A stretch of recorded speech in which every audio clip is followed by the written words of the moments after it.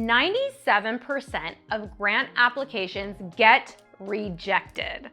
And after more than 10 years as a federal grant reviewer, I can usually tell within the first few pages whether an application is going to get funded or not. Not because I'm guessing, but the patterns are obvious. And it's not just me. Between myself and my co-coaches inside the Freelance Grant Writer Academy, we have reviewed hundreds of grant applications. So what I'm about to share with you is exactly what reviewers see, just like our co-coaches, and what applicants completely miss.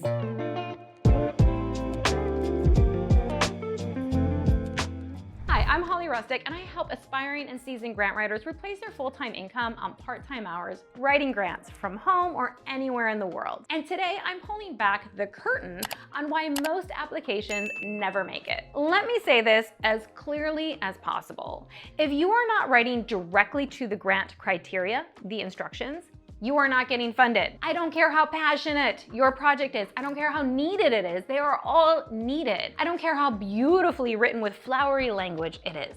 That's not how this works. As a reviewer, I'm not reading your grant like a story, and I'm assuming that every grant that comes in needs that money, but I have to score it because I have limited funding. There is a rubric in front of me, and I am asking, did they answer the question clearly? Did they provide evidence, and are there citations? Did they meet the requirements, and is it aligned with what we actually want to fund and need to fund? If I have to search for it, if it's vague, if it's implied but not stated, if I have to assume something, you don't get the points. And if you don't get the points, you don't get the money, you don't get funded. This is the second thing that stands out immediately: misalignment. I've read so many applications where it's obvious the applicant is trying to make the grant fit into their idea, and it shows. The language feels stretched. The outcomes don't really match the mission of the organization. The population is just slightly off. And here's the reality. Reviewers are not trying to make your project work. We are trying to find the best match for that funding.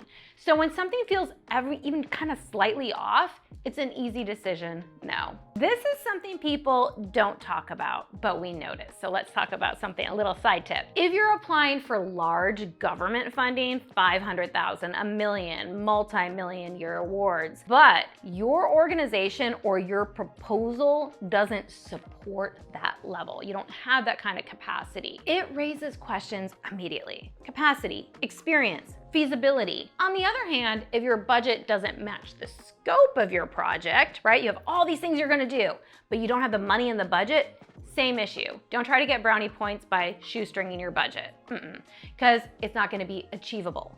You have to be realistic, not opportunistic. The language gives it away. So here's something that's very subtle, but powerful.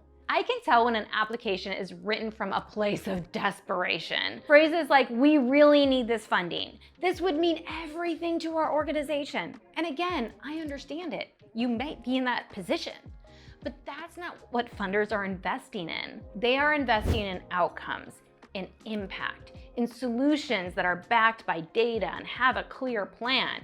They're investors is what you really want to think of. So when your application leans too emotional without backing anything up, it doesn't build trust. It actually weakens your case. Like I said, every proposal that comes in, yes, is needed, but we have limited funding, so we have to fund those that are data backed. This is the pattern behind almost every rejected application. You started writing too soon, before confirming alignment, understanding the expectations, or even just structuring your approach. And I can tell, because everything feels disconnected. The problem doesn't fully match the solution. The budget doesn't align with the activities. The timeline feels unclear. Strong applications don't feel written. They feel built.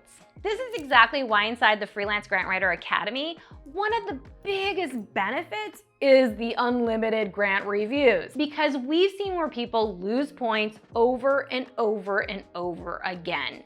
And once those gaps are fixed, everything changes. Clarity improves, confidence improves. They actually start writing more grants, and results follow. So if you've been submitting grants, not hearing back from the funders, wondering what you've done wrong, even taking it personally, feeling stuck in the process, like your self-esteem can get beat up by all those grant rejections. That's exactly what we help you solve inside the Freelance Grant Writer Academy. And if you're ready to scale beyond that, the mentorship helps you build a real sustainable business. Links are below.